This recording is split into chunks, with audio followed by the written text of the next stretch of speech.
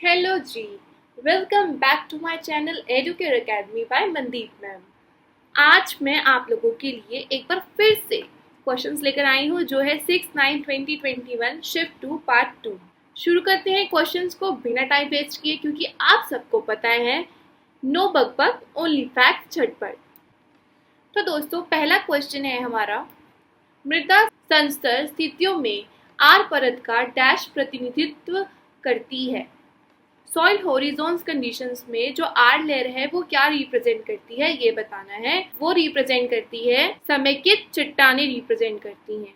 Consolidated rocks, जो soil horizons होते हैं उनकी लेयर्स होती है दोस्तों। लेयर्स होती है ओ, ए, ई, बी, सी एंड आर। इसका कोई प्रॉपर सेट ऑर्डर नहीं होता है सॉइल के अंदर, ये फॉर्म होते हैं डिफरेंट कॉम्बिनेशन से। और जो आर लेयर है वो एक बेड रॉक है, यानी आधारशिला है। इस चट्टानों में बेसिकली पाए जाते हैं चूना पत्थर, बलुआ पत्थर, क्वार्टजाइट, बेसाल्ट और ग्रेनाइट एक्सेट्रा इस चट्टान में पाए जाते हैं दोस्तों। आगे बढ़ते हैं। आर सेकंड क्वेश्चन इज, यदि ए कीटों का प्रतिनिधित्व करता है, बी बाज का प्रतिनिधित्व करता है, सी सांप का प्रतिनिधित्व करता है और डी मेंढक का, तो निम्नलिखित में से कौन सी खाद्य श्रृंखला सही क्रम में है? तो दोस्तों, फूड चेन में आएगा, पहले इंसेक्ट्स आएंगे यानी कीट आएंगे, फिर आएंगे फ्रॉग मेंढक, फिर आएंगे स्नेक्स, फिर आएंगे हॉक्स यानी बाज। ठीक है दोस्तों, तो क्या है ये? A, D, C and B is the right answer. Insects को फ्रॉग खाएंगे, फ्रॉग को स्नेक्स, स्नेक्स को हॉक्स। ऑप्शन है हमारा A is the right answer, A, D, C, B. आगे बढ़ते हैं। साफिर सिम्पसन स्केल का उपयोग डैश की तीव्रता को मापने के लिए किया जाता है। जो साफिर सिम्पसन स्केल्स है वो किसकी इंटेंसिटी को मेजर करने के लिए यूज किया जाता है, ये बताना है। तो आंसर इज हरिकेन। हरिकेन की इंटेंसिटी को मेजर करने के लिए साफिर सिम्पसन स्केल यूज किया जाता है दोस्तों। इसकी रेटिंग होती है 1 to 5 और जो 3 का जो रेट होता है वो ऐसा होता है कि हायर कंसीडर किया जाता है, मेजर हरिकेन्स उसको कंसीडर किया जाता है क्योंकि पोटेंशियल होता है loss of life and damage. जो 3 होता है रेटिंग स्केल उसको कंसीडर किया जाता है मेजर हरिकेन से, 3 वाला जो रेटिंग होती है। याद रखिएगा, साफिर सिम्पसन स्केल किससे रिलेटेड है? हरिकेन। बढ़ते हैं नेक्स्ट क्वेश्चन की तरफ। क्वेश्चन नंबर 4, खरीफ फसलों की कटाई डैश में की जाती है। खरीफ क्रॉप्स आर हार्वेस्टेड इन, जो खरीफ फसलें हैं या खरीफ क्रॉप्स हैं वो बोई तो जाती हैं दोस्तों बरसात के मौसम में। ठीक है, याद रखिएगा ये बरसात के मौसम में खरीफ की फसलें बोई जाती हैं और इनकी कटाई कब होती है? सितंबर और अक्टूबर में। Option number A is the right answer. जून जुलाई में बोई जाती हैं और कटाई कब होती है? सितंबर और अक्टूबर में। कुछ खरीफ फसलों के बारे में बात करते हैं, कौन सी है। पहली तो बोलते हैं कपास, जूट, मूंगफली, सोयाबीन, धान, बाजरा एक्सेट्रा। ये सब क्या है? खरीफ क्रॉप्स है। आगे बढ़ते हैं। और दोस्तों, चावल भारत में सबसे ज्यादा इम्पोर्टेंट खरीफ फसलों में से एक है। कौन है? चावल, राइस एक इम्पोर्टेंट खरीफ क्रॉप है, याद रखिएगा। आगे बढ़ते हैं। क्वेश्चन नंबर 5, मलबा पठार डैश द्वारा घिरा है। उत्तर में अरावली या दक्षिण में विंध्य रेंज या दोनों? तो देखते हैं। ऑप्शन इसका सही है बी, दोनों। मलबा जो प्लेट्यू है वो सराउंडेड है अरावली इन द नॉर्थ और Vindhya range in the south. और मलबा प्लेट्यू की जो ऊंचाई है वो लगभग 1650 से 2000 फीट तक। ठीक है दोस्तों, 1650 से 2000 फीट तक मलबा प्लेट्यू की ऊंचाई है। और जो मलबा प्लेट्यू है वो उत्तर मध्य भारत का पठारी क्षेत्र है।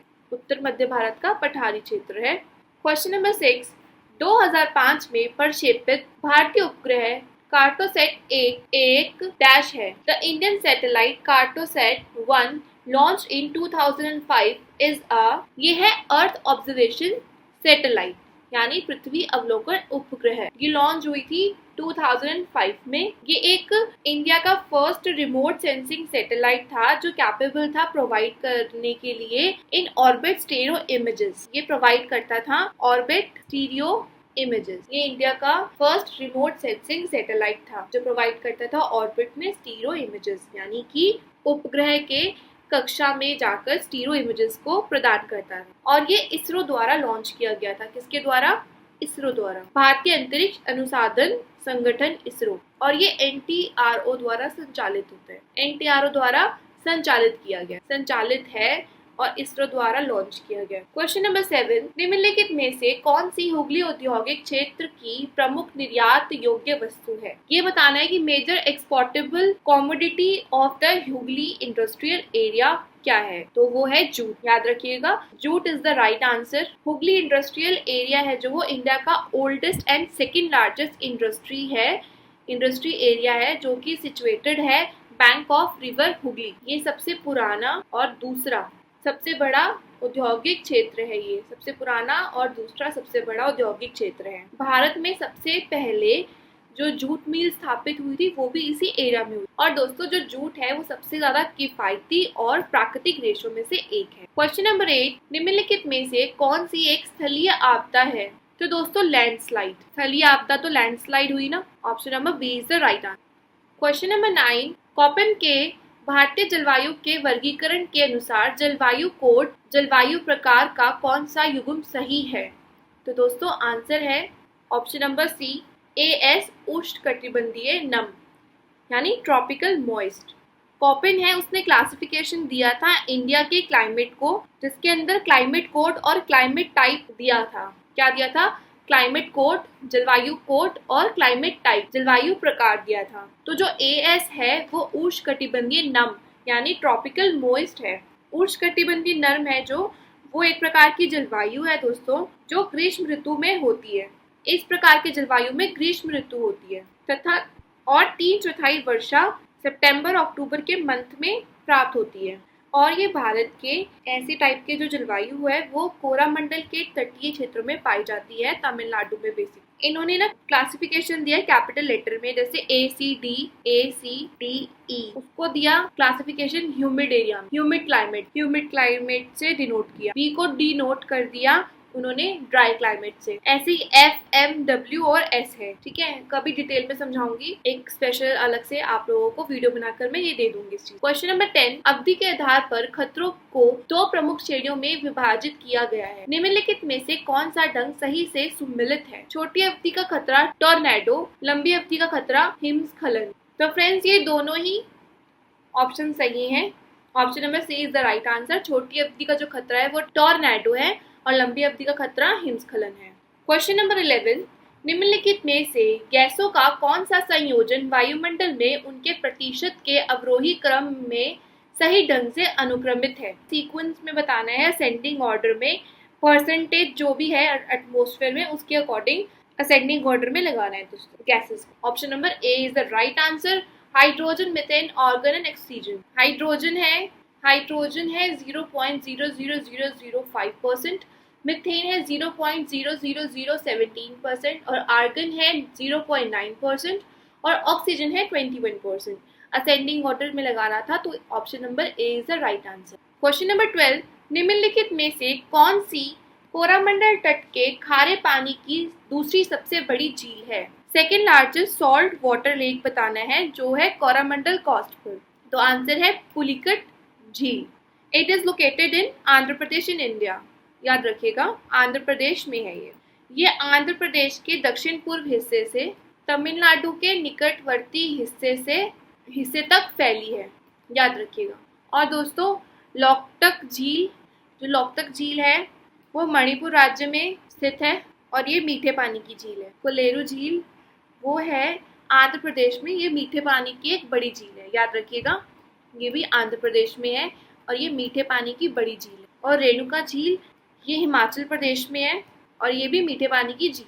ये तीनों मीठे पानी की झील है और ये है खारे पानी की झील जो है आंध्र प्रदेश में पुलिकट झील यानी लेक। क्वेश्चन नंबर 13, खारदुंग ला दर्रा डैश में स्थित है। कहाँ लोकेटेड है ये है ऑप्शन नंबर ए, लद्दाख में लोकेटेड है। खारदुंगला दर्रा यानी खारदुंगला पास। फेमस है ये गेटवे टू द नोरबा एंड श्योका वैली का, ये लद्दाख में है। और खारदुंगला पास से होकर शोका घाटी और न्यूरबा घाटी में प्रवेश किया जाता है, याद रखिएगा। शोक घाटी और न्यूरबा घाटी में प्रवेश किया जाता है इसी दर्रे से, ये लद्दाख में है। क्वेश्चन नंबर 14, भारत के किस राज्य में बिजली युक्त तूफान के कारण होने वाली वर्षा को चेरी ब्लॉसम कहा जाता है? तो आंसर इज कर्नाटक। ये एक प्री मानसून रेनफॉल होता है जो कि कर्नाटक में होता है। इसमें बारिश के साथ साथ लाइटिंग स्टॉर्म्स भी होते हैं और ये अलग अलग जगह पर अलग अलग नाम से जाने जाते हैं। कर्नाटका में चेरी ब्लॉसम कहते हैं, बंगाल में काल बैसाखी कहा जाता है इसे, और असम में बारदोसिला इस नाम से भी जाना जाते हैं। ये कर्नाटक और दक्षिण भारत में बिजली युक्त तूफान होते हैं जो अप्रैल और मई के महीनों में होने वाली जो भी बारिश होती है उसी को चेरी ब्लॉसम कहा जाता है। कर्नाटक में कब होती है?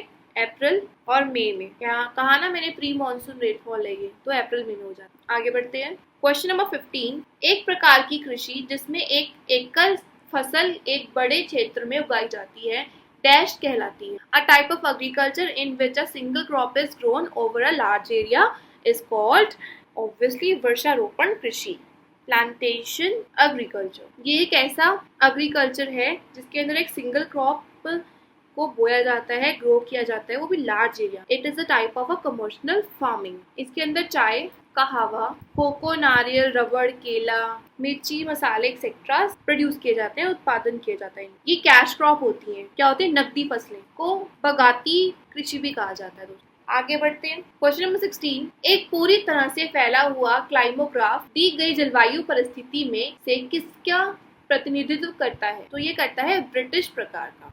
ये एक ब्रिटिश जलवायु है जो परिस्थितियों का प्रतिनिधित्व करता है। ठीक है, इस जलवायु प्रदेश पर पछुआ पवनें होती है ना, जो उनसे रिलेटेड जो चक्रवातों का बड़ा पवनों तथा उनसे रिलेटेड चक्रवातों का बड़ा प्रभाव पड़ता है। इस जलवायु प्रदेश में ब्रिटिश द्वीप, पश्चिमी फ्रांस, पश्चिमी जर्मन, बेल्जियम, नीदरलैंड एक्सेट्रा आते हैं। आगे बढ़ते हैं।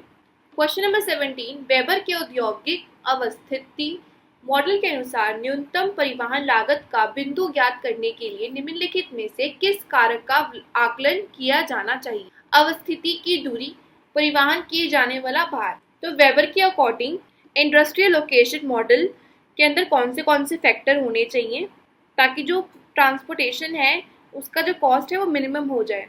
तो वो है अवस्थिति की दूरी, डिस्टेंस ऑफ लोकेशन, और परिवहन किए जाने वाला भार। इन दोनों, अवस्थिति की दूरी और परिवहन किए जाने वाले भार, इन दोनों की जो कारक है उनका आकलन असेसमेंट किया जाना चाहिए। इन्होंने जो वेबर है उन्होंने 3 बिंदुओं पे फोकस किया था, 3 पॉइंट्स पे फोकस किया था। पहला परिवहन की लागत, दूसरा श्रम लागत और तीसरा था समूह लागत। क्वेश्चन नंबर 18, निम्नलिखित में से किस महाद्वीप में जनसंख्या का सबसे बड़ा हिस्सा है? Which of the following continent has the largest share of population? आप सबको पता है ये Asia is the right answer. कितना इजी था क्वेश्चन ये, और PYQ में आ रखा है ये। क्वेश्चन नंबर 19, गन्ने की खेती के लिए निम्नलिखित में से कौन सी भौगोलिक परिस्थितियों की आवश्यकता होती है? 1, उष्णकटिबंधीय क्षेत्रों में सबसे अच्छा उगता है। सेकंड, यह मिट्टी अच्छी तरह से शुष्क होनी चाहिए। थर्ड, सामान्य रोपण मौसम अप्रैल और मई होता है। आंसर है इसका ऑप्शन नंबर 1 एंड 2, यानी option number B is the right answer, क्योंकि ये बेस्ट ट्रॉपिकल रीजन में ही ग्रो होता है और soil should be well drained. ये एक नकदी फसल है और ये एक उष्णकटिबंधीय पौधा है। इसके लिए 20 डिग्री से 26 डिग्री तक का टेम्परेचर चाहिए और 150 सेंटीमीटर तक वार्षिक वर्षा भी इम्पोर्टेंट है। और दोस्तों याद रखिएगा, बुआई कब होती है गन्ने की? जनवरी से अप्रैल तक। और कटाई कब होती है? कटाई होती है अक्टूबर नवंबर। क्वेश्चन नंबर 20, निम्नलिखित में से कौन सा भारत में ज्वरीय बंदरगाह है? टाइडल पोर्ट इन इंडिया बताना है। पहले भी बता चुकी है ये वाला मैं answer. Kandla is the right answer. ये पोर्ट गल्फ ऑफ कच्छ से, ये जो पोर्ट है कांडला, ये अरब सागर के कच्छ की खाड़ी पर एक बंदरगाह है। इसका जो निर्माण हुआ था वो 1950 में हुआ था और भारतीय बंदरगाह अधिनियम यानी द इंडियन पोर्ट एक्ट के अकॉर्डिंग कांडला पोर्ट को रीनेम कर दिया था दीनदयाल पोर्ट में इन 2017। कांडला पोर्ट को रीनेम्ड कर दिया था Deendayal port in 2017 under the Indian port act of 1908। याद रखिएगा। ज्वरीय बंदरगाह दोस्तों एक बार बताना चाहती हूँ, ज्वरीय बंदरगाह क्या होता है। ज्वरीय बंदरगाह होता है जिसमें बंदरगाह के जो भीतर अंदर जो पानी होता है उसका स्तर महासागरों में जल स्तर के परिवर्तन के साथ साथ बदलता रहता है, तो उसको कहते हैं ज्वारीय बंदरगाह। याद रखिएगा। So thank you. इसी के साथ वीडियो एंड होती है। आपका फीडबैक मेरे लिए बहुत ज़्यादा इंपॉर्टेंट है। Please please please do comment and like and subscribe my channel Educare academy by Mandeep ma'am.